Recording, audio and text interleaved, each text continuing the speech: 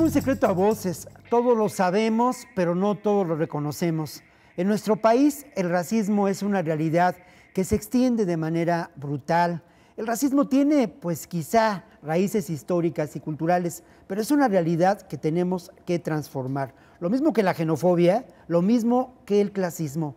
Para reflexionar en torno a estos temas, en torno a estas realidades, hemos invitado a Nancy Pérez. Nancy Pérez es directora de la organización Sin Fronteras y Nancy se ha ocupado de algo que es muy interesante, de lo que ocurre con el racismo, cómo se expresa esta realidad, pero de acuerdo a los nuevos fenómenos migratorios. Lo que está pasando en nuestro país es que muchos migrantes se quedan por distintas razones a vivir con nosotros y esas personas son víctimas de distintas formas de racismo y de xenofobia. Nancy, bienvenida a nuestro programa. ¿Qué es lo que está ocurriendo con estas personas?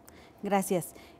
Bueno, en primer lugar, creo que cruza por un tema de ignorar o no reconocer que somos, qué país, qué tema jugamos en la migración como país, ¿no? Somos país de los pocos en el mundo en los que hay origen, tránsito, destino y retorno de migrantes, y siempre hemos reconocido únicamente la parte de origen de la migración. Hablamos de los mexicanos que van a Estados Unidos, pero hemos invisibilizado el tema de los extranjeros que cruzan o de los extranjeros que viven en el país. Y esa es la primer forma de violencia, porque no hay un reconocimiento a todas las necesidades de esos grupos de población que transitan o viven en nuestro país y que tienen necesidades propias de acuerdo a las condiciones en las que ellos llegaron al país, ¿no? De acuerdo a las propias estadísticas del Instituto Nacional de Migración, a solamente el 1% de la población, alrededor de 100,000 personas, son extranjeros en el país, y hay muy pocos trabajos que hablen sobre quiénes son, qué hacen los extranjeros en México y cuáles son sus necesidades. Recientemente el Centro de Estudios Migratorios ha iniciado una serie de trabajos y esfuerzos por visibilizar a los extranjeros en el país, ¿no? Cuáles son estos aportes que han dado y cuáles son las necesidades que tenemos como país también para atender el tema y como sociedad. Fundamental visibilizar estas realidades y precisamente por ello nos ocupamos de este tema aquí en Nosotros los Otros. Estamos convencidos de que en México existe hoy una sociedad diversa. Y bueno, hemos documentado cómo se expresa el racismo, hemos reflexionado sobre ello y queremos compartir con ustedes el resultado de estas reflexiones con esta primera historia. Nancy, vamos a ver la primera parte de este reportaje que hemos preparado hoy aquí en Nosotros los Otros. El racismo justificaba la estructura económica y social de la Nueva España: indios, negros, blancos, las distintas y variadas acepciones de grupos humanos reducidos a una sociedad estratificada en castas. Pero el racismo persiste hoy.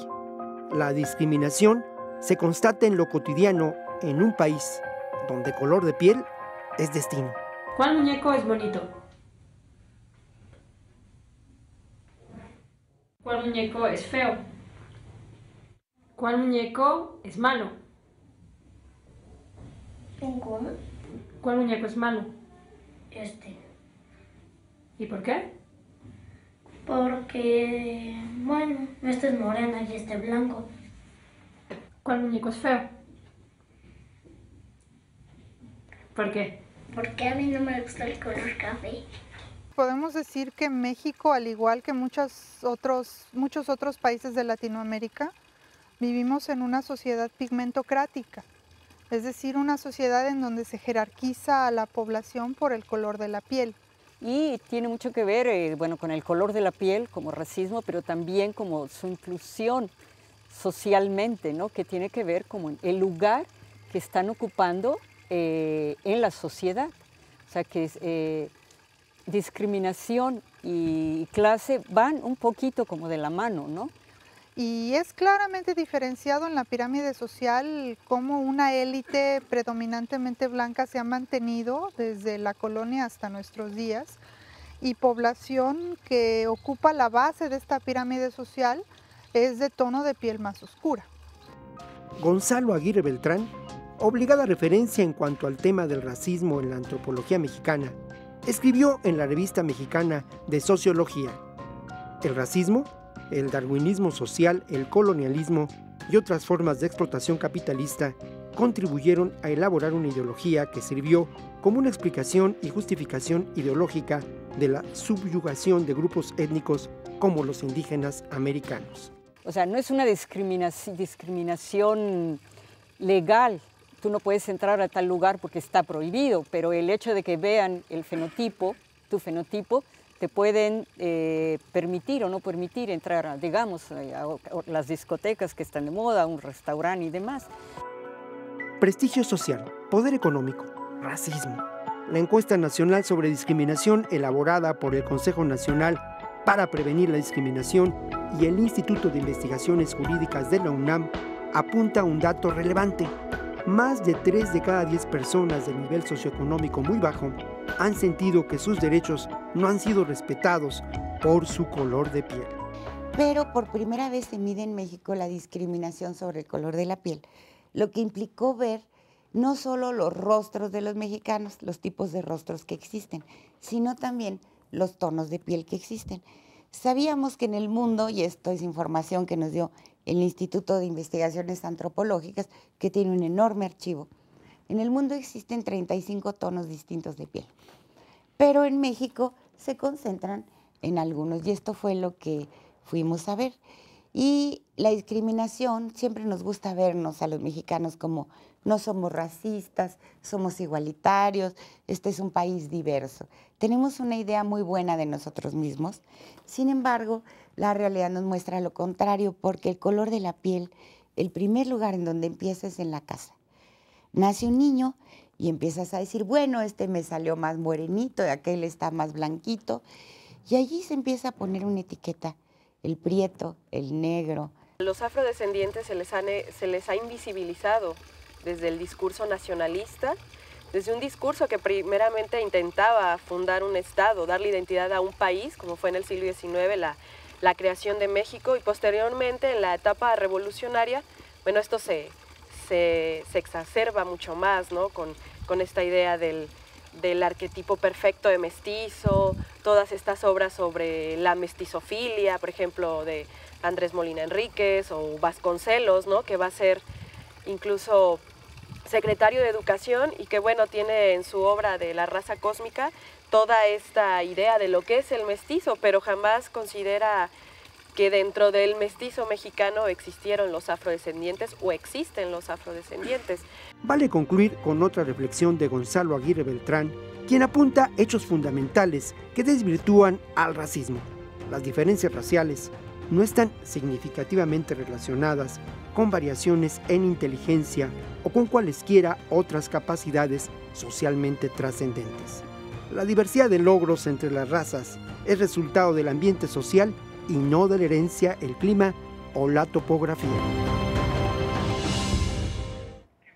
Antes de ir al corte, yo quiero compartir con ustedes una frase que alguna vez me dijo mi maestro Carlos Monsiváis. Monsiváis me dijo, Víctor, en este país, color de piel es destino. Seguimos aquí adelante en Nosotros los Otros.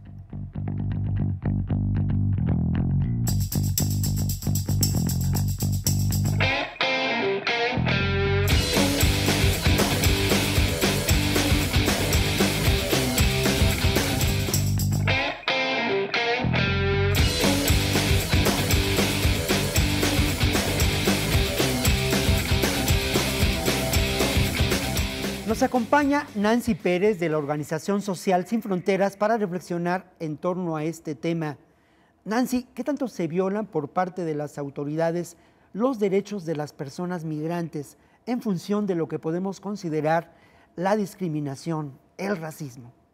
Bueno, hay denuncias muy recurrentes por parte de migrantes donde nos señalan que las extorsiones que ellos viven tienen que ver mucho por una identificación que hacen las autoridades migratorias del color de piel, incluso en algunos momentos se habla del olor que tienen a través del cual son detectados por las autoridades y también que cruza por un tema sin duda, de origen étnico, ¿no? Esto ha dado pauta a que también una vinculación que hay del tema de migración y seguridad haya hecho que se criminalice a los migrantes en tránsito y por ende se dé pie a toda una serie de violaciones, no solamente por parte de las autoridades, sino también por parte de grupos del crimen organizado o en contubernio ambas partes.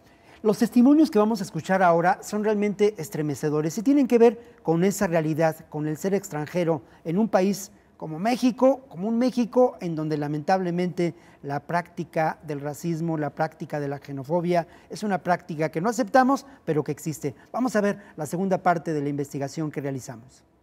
Por ejemplo, el racismo, el dinero y el poder, la mentira, la venganza, la violencia y el deber. Se suman prejuicios. Al racismo, la xenofobia, siguen los estereotipos. Muchos migrantes en México, muchos de quienes han llegado a nuestro país como refugiados, huyendo de la violencia que asola sus países, han probado el amargo sabor de la discriminación. Nos reunimos así un grupo donde había un compañero de Colombia, había un compañero haitiano, un amigo hondureño y yo salvadoreño. Es una presencia muy pequeña y eso hace que nosotros no tengamos muy presente que convivimos con extranjeros todos los días. Y si a eso añadimos cuántos de ellos son refugiados, la Comar reporta hasta 2010 aproximadamente 1.400 refugiados. Y le preguntaba yo a Rafa, al chico colombiano, y me decía, no, pues es que, mira, me dice, a mí me detectan por el acento. El estereotipo que tenemos los colombianos es malo, ¿no? Y me dicen, y cuando saben de dónde soy, que soy de Colombia, me dice, pues lo primero que me dicen que soy narcotraficante y después que soy guerrillero y de ahí, de ese parámetro, no me sacan. Entonces, llegar a un país diferente al nuestro, siempre pues nos ponen como el tache. Esto implica pues que tenemos más problemas para adaptarnos a la realidad que estamos viviendo. Cuando se llega a un país distinto de donde se nació, se sufre la incertidumbre de no contar con redes solidarias y poco apoyo institucional. Se vive en precarias condiciones como extranjero. Las condiciones de vulnerabilidad son más extremas cuando se es mujer. Entonces el problema de no tener papeles, el problema de ser colombiano, el problema que te tilden de narcotraficante o de prostituta en el caso de las mujeres, es algo que nos tacha y que nos frustra la vida al estar empezando una vida nueva, ¿no? Al compañero de Honduras, a Meme, me dice, ¿y tú? Me dice, no, pues por pobre, por muerto de hambre, por eso me discriminan, que dicen que yo vengo huyendo porque allá en mi tierra no hay que comer. El 19% de quienes han migrado a México dicen haber sido discriminados por su condición de extranjeros, de acuerdo a datos procedentes del mencionado estudio sobre integración sociocultural de extranjeros. No son reconocidos por la sociedad los solicitantes de asilo o las personas ya reconocidas como refugiadas, debido a que muchas autoridades del gobierno mexicano no conocen la ley sobre refugiados y protección complementaria. Y si las autoridades del gobierno mexicano no reconocen esta ley, pues las personas de la sociedad tampoco reconocen esta ley. Este compañero de Haití nos decía que a él, por su color, era muy rechazado, el de piel oscura, y pues su idioma, él hablaba francés, y eso decía, me molesta, me dice, porque toda la gente se me queda viendo, no tanto por mi habla, sino por mi color. Cuando ellos llegan, tienen un acercamiento con la Comisión Mexicana de Ayuda al Refugiado, que es la Comar, y van a iniciar su procedimiento para el reconocimiento jurídico, lo cual, pues obviamente, es un avance que puedan ser reconocidos. Y si ellos son reconocidos, la Comar tiene un programa de asistencia a refugiados donde se les va a dar un apoyo de orientación general y de canalización a instituciones de salud, de educación, de esas cuestiones que uno vive en el día a día, ¿no? Al principio fue frustrante el intentar buscar trabajo, el no tener papeles, aunque tuve acceso a mi reconocimiento como refugiada muy pronto, pues venía en situación vulnerable con una niña menor. Tuve apoyo de Sin Fronteras, de estas organizaciones que tenemos los migrantes como pues apoyo, ¿no? Pero en el momento que ellos comienzan a convivir con el resto de los mexicanos y las mexicanas es cuando empiezan las problemáticas. ¿Por qué? Porque resulta que si bien tenemos una ley para el reconocimiento de la condición como refugiados, también hay una ley, por ejemplo, que regula la cuestión laboral, la ley del trabajo, que de entrada dice pues, que en una empresa o en un negocio, microempresa, únicamente el 10% de la población podrá ser extranjera, ¿no? Entonces, el principio fue muy duro porque tuve que vivir en un edificio abandonado, después pasar a una residencia y ya gracias a Dios y al apoyo de mucha gente mexicana, porque en México hay más mexicanos buenos que malos, pues tuve acceso a que alguien me apoyara, ya conociendo a alguien y todo, pero el principio fue degradante. Porque la mayoría de nosotros refugiados salimos sin documentos, salimos sin dinero, salimos en unas condiciones tan precarias que para poder demostrar nuestra identidad muchas veces es difícil. Entonces, al no poder comprobar estudios, no tienes acceso tan fácil a un trabajo bien remunerado. Más allá de las persistentes expresiones de racismo y xenofobia, la realidad de una sociedad diversa, intercultural, se impone en el México de hoy. Sin embargo, la integración plena de quienes han migrado a nuestro país es todavía hoy una asignatura pendiente.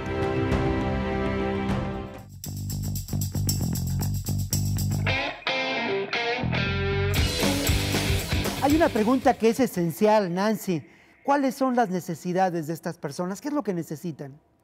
Bueno, dependiendo del momento en el que se encuentre y la situación que tiene la persona, la necesidad puede ser de ayuda básica, como es alimentación, tener un lugar donde vivir, y que posteriormente, ayudando en esta parte de subsistencia, se desatan una serie de necesidades diferentes que tienen que ver, una, con la parte de contar con un documento de identidad, que ellos no, la mayoría de las veces no lo tienen, a lo mejor no hablan el idioma, necesitan tener algunas clases de español, a lo mejor no pudieron traer a toda su familia, necesitan establecer contacto con su familia, necesitan hacer una denuncia de alguna violación que se hizo, entonces hay que hacer todo un acompañamiento legal a esa persona, o si se trata ya de personas que tienen ya un tiempo viviendo en el país, estamos hablando de ayudar a trámites para la naturalización en México, a lo mejor para que puedan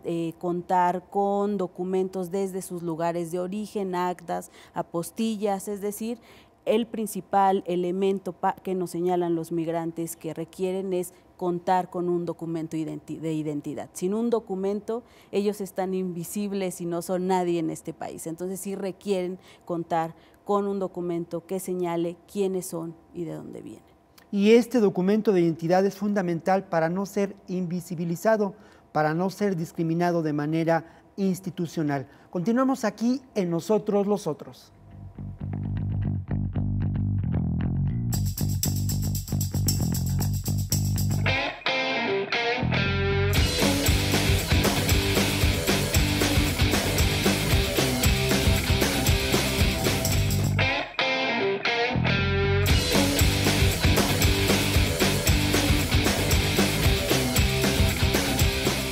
Bueno, hay una pregunta que resulta fundamental para este programa que busca alternativas, que propone soluciones a estas realidades que documentamos. Nancy, ¿qué políticas públicas valdría la pena implementar en relación a este problema de la discriminación de las personas migrantes que se encuentran ya en nuestro país establecidas? Claro.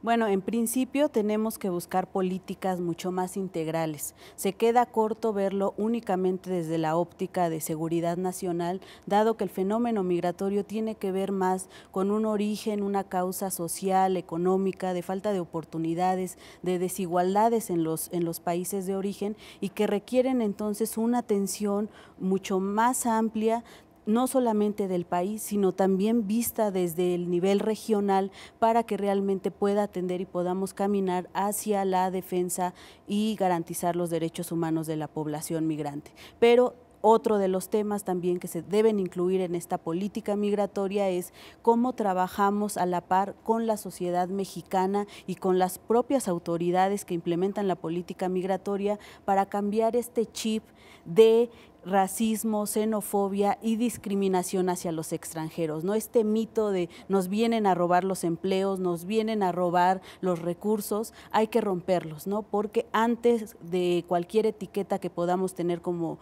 personas, somos eso, somos seres humanos, somos personas con derechos, los cuales deben ser garantizados por el gobierno, pero también con una corresponsabilidad de la sociedad, de los mexicanos, de garantizar y ayudar a que se garanticen esos derechos. Esa es la clave, ¿eh? Somos personas, y estas personas que han llegado a México y que hoy viven entre nosotros han aumentado la diversidad cultural, étnica, social, política de nuestro país.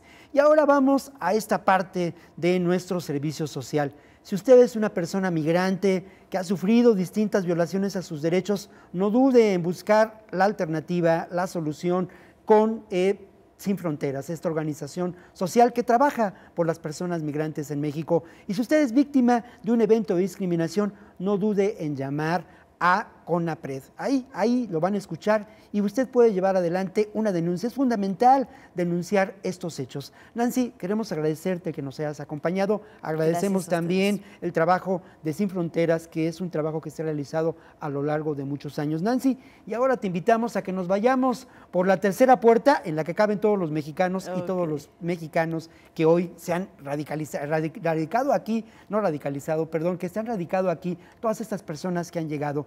Todos los mexicanos diferentes cabemos en esta tercera puerta que abre nuestro amigo Luis Esteban Galicia. Vámonos por esa tercera puerta. Claro, Nancy. que sí.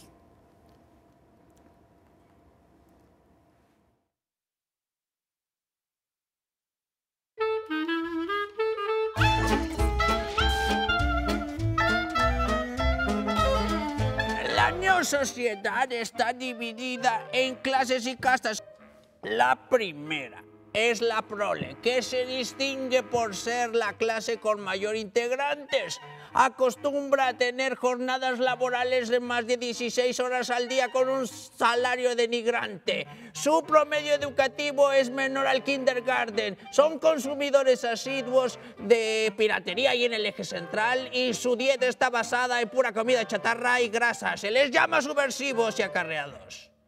La segunda neoclase es el naco.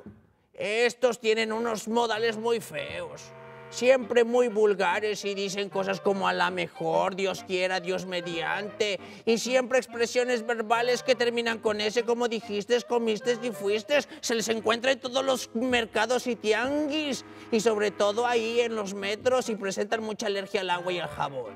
La tercera neoclase es la llamada wannabe. Son los que hasta hace poco se le conocía como clases medieros, pero pues ahora están en proceso de extinción, ya irreversible.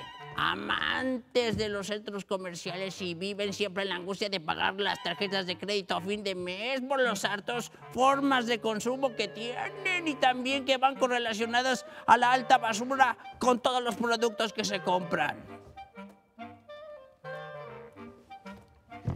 La punta de la pirámide de las anteriores neocastas se les llama gente bien o fresas, siempre en competencia con su clase para saber qué papi gana más, no importando los medios por los que se adquiere esa riqueza. Comienzan siempre a vivir la vida loca desde temprano, y su frase característica es: o sea, no.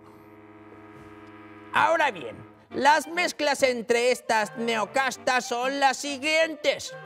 Al hijo de un fresa con un naco se le llama naco chido. Al hijo de un prole con un guanabí se le llama asistente doméstico. Al hijo de un fresa y un guanabí se le llama señor diputado. Y finalmente al hijo de la prole y naco se le llama nini, porque como ustedes ni... Ay, pues ya se acabó la clase. Ahí nos vemos mañana en el examen. Y piénsele, jovencitos, piénsele a qué neocasta pertenece cada uno de ustedes. Ay, sí, no creo en destinos ni en pasaportes o en qué dirán. Oigo voces que murmuran por doquier, tiran piedras que me quieren detener.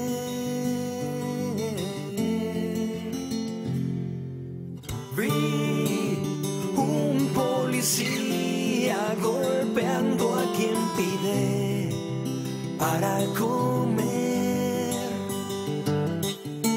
que lo bendecía cobrar. No hay seres humanos de segunda ni de tercera, ¿verdad? Todos somos iguales.